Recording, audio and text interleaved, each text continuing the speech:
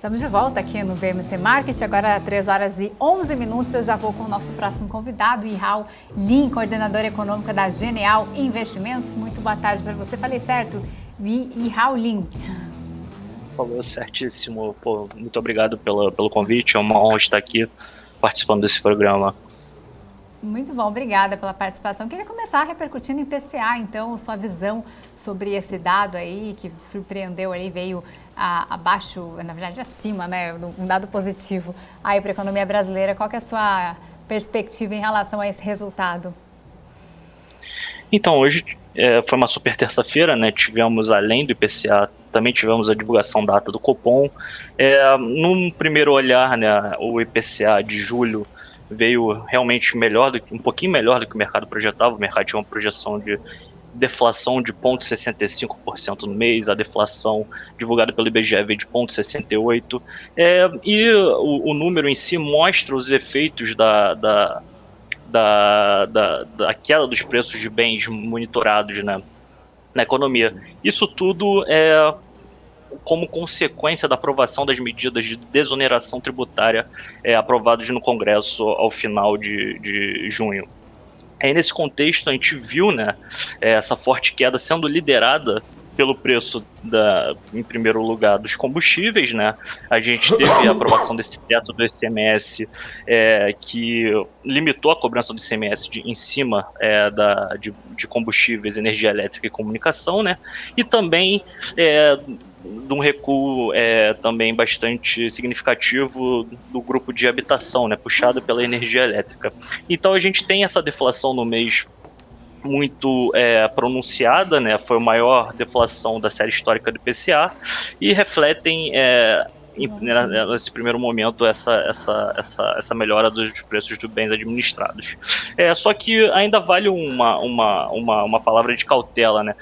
O componente de serviços, né, que é um componente mais ligado ao ciclo econômico e possui uma forte inércia inflacionária, né, uma inércia muito superior do que os demais grupos, segue estabilizado num patamar bastante elevado. E nesse sentido, né, em que a gente observou a manutenção da trajetória de alta da inflação de serviços em 12 meses em 8,9%, muito acima da média histórica observada antes da pandemia, vale uma palavra de cautela na análise desse headline, né, que veio apontando para a deflação e também mostrando que tanto a média dos núcleos quanto o índice de difusão melhoraram na margem em relação ao mês anterior. Meu amigo, Cabral aqui falando. Deixa eu tirar a dúvida contigo. O que essa inflação pode virar efeito cascata para frente? Deixa eu melhorar. Nós tivemos uma deflação em julho, causada principalmente por duas grandes linhas, combustível e energia. Então nós sabemos, ok. Agosto, esse efeito já foi, já está no preço. A minha dúvida é o quanto esse efeito pode ser repassado para os próximos preços. Eu tenho essa dúvida eterna e eu não sei dessa resposta. O que eu estou querendo dizer? Aquele setor que é em tecido e energia ou em combustível, na sua cadeia lá de custos, ele vai aumentar a margem ou ele vai baixar custo para ajudar a segurar a inflação para os próximos meses? Então, o que é hoje e o que hoje pode virar ou não para frente? Eu acho que dificilmente essa deflação será passada ao consumidor nos próximos meses. Eu acho que a indústria, tanto a indústria quanto o comércio, seguem com umas margens muito apertadas desde o retorno da pandemia. Eu acho que uma boa parte dessa queda, o efeito secundário, né, assim por se dizer, do recuo tanto da energia elétrica quanto combustíveis, virarão margem nos próximos meses. Mas o que a gente pode esperar é o efeito da dinâmica do preço das commodities, né? A gente espera para os próximos meses, embora as commodities se mantenham nesse patamar bastante elevado, a gente não espera que haja novos picos, né, dos preços das commodities nos próximos meses. Ou seja, a gente espera um arrefecimento do preço internacional das commodities. E o que é inflação? A inflação é nada mais nada menos que aceleração de preços. Então, em um cenário em que a gente não tem nenhum movimento desses preços, a gente não tem uma pressão inflacionária adicional que venha deteriorar a dinâmica dos preços brasileiros. Então, para os próximos meses, embora a gente não espere que essa queda, tanto na energia elétrica quanto em combustível, se traduza numa deflação ou redução do preço ao consumidor final.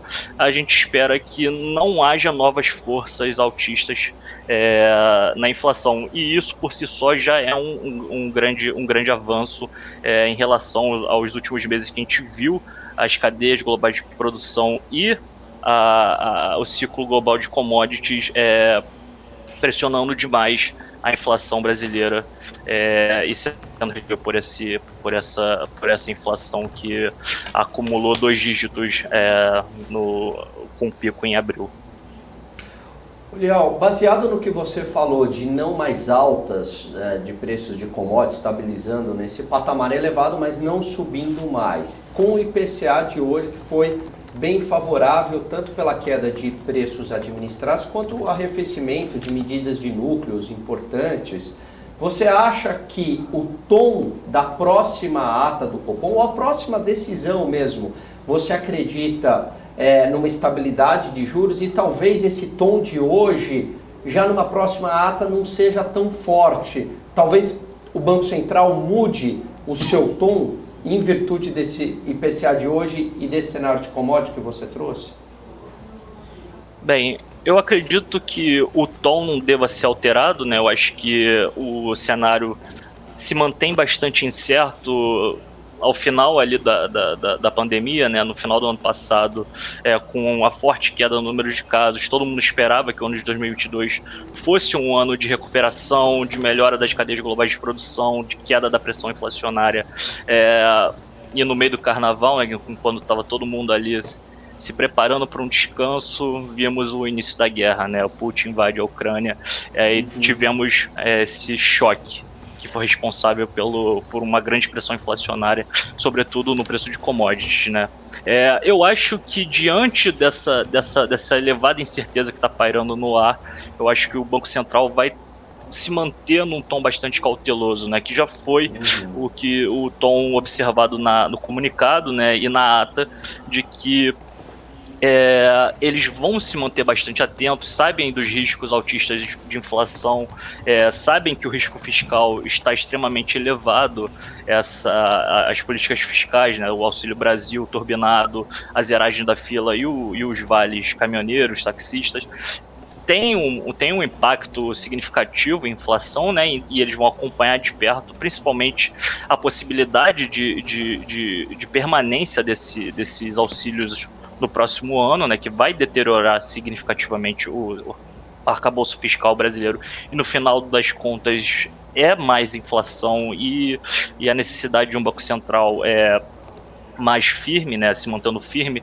seja por novos aumentos ou prolongamento do ciclo, né, mantendo a taxa de juros nesse patamar elevado.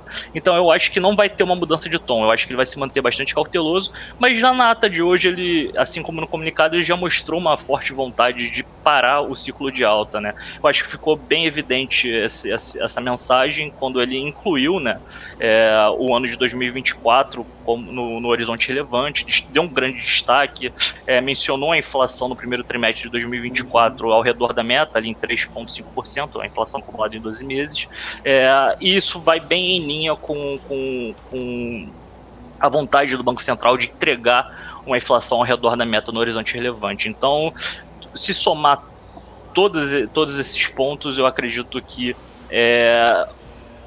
o tom da próxima ata do comunicado será de bastante cautela, mas deixando no sentido de deixar a porteira aberta, mas sem dar nenhum aumento na próxima reunião.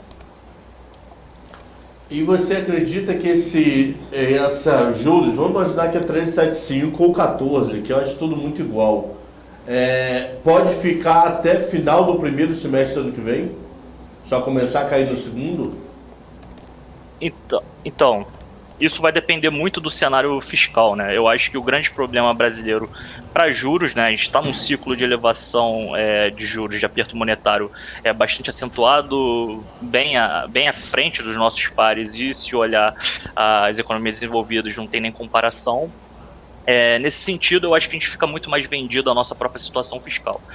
No nosso cenário aqui, a gente tem a manutenção dessa Selic em 13,75 até o final do primeiro trimestre, do segundo trimestre, né, ali em maio, e com o primeiro corte acontecendo ali em maio. Mas em um cenário de manutenção dessas políticas fiscais de impulso à demanda, para o ano de 2023, eu acredito que é bem plausível, sim, do Banco Central manter essa taxa de juros, a taxa Selic, para além do primeiro semestre, e cortar essa taxa de juros apenas quando os sinais das expectativas, tanto da expectativa quanto da inflação corrente, se mostrarem uma trajetória consistente de queda. Mais alguma? Pra gente... Cenário internacional, vou aproveitar, você cobre, Liel, como é que você está vendo inflação, recessão nos Estados Unidos e como isso que nos afeta aí também? Então, o cenário internacional dos Estados Unidos é bastante similar no que diz respeito à inflação, né? Eles estão passando por um momento bastante adverso inflacionário, né? E eu acho que é o principal headline para a economia americana. A nossa avaliação é que o mercado de trabalho americano se encontra bastante aquecido. Nós tivemos o payroll na sexta-feira que mostrou uma criação de empregos bem acima da expectativa de mercado, né? Veio mais que o dobro do que a expectativa de mercado. O mercado esperava 250 mil empregos, veio 528 mil, e mostra um diagnóstico de uma economia que não está em recessão, embora o PIB americano tenha apresentado tecnicamente uma recessão, né? 2 trimestres seguidos de queda. Os salários também se aceleraram, né? A gente vinha observando uma estabilidade do aumento do salário nos Estados Unidos de 0,3%, se acelerou para 0,5%, ou seja, a gente tem um diagnóstico muito ruim em termos inflacionários, né, para a economia americana. Uma economia ainda muito aquecida, que por conta desse mercado de trabalho bastante forte, né, deve continuar sustentando um consumo nos próximos meses, o que isso é bem ruim em termos de inflação, e isso dá o suporte, né, para o Banco Central americano seguir na trajetória atual de aperto monetário. A gente, por hora, tem uma projeção de que o Banco Central aumente novamente em 75 basis points a taxa de juros, né, Fed Fund Rate, na próxima reunião, terceiro aumento seguido da taxa de juros americana nessa magnitude, e a gente aguarda que a taxa de juros americana feche o ano de 2022 em 4%, acima do que o mercado vem projetando, em face dessa pressão inflacionária maior que vem sendo agravada pelo desenrolar dos fatos no continente europeu da guerra na Ucrânia. Em atividade econômica, naturalmente, a gente tem uma projeção de uma desaceleração da economia americana.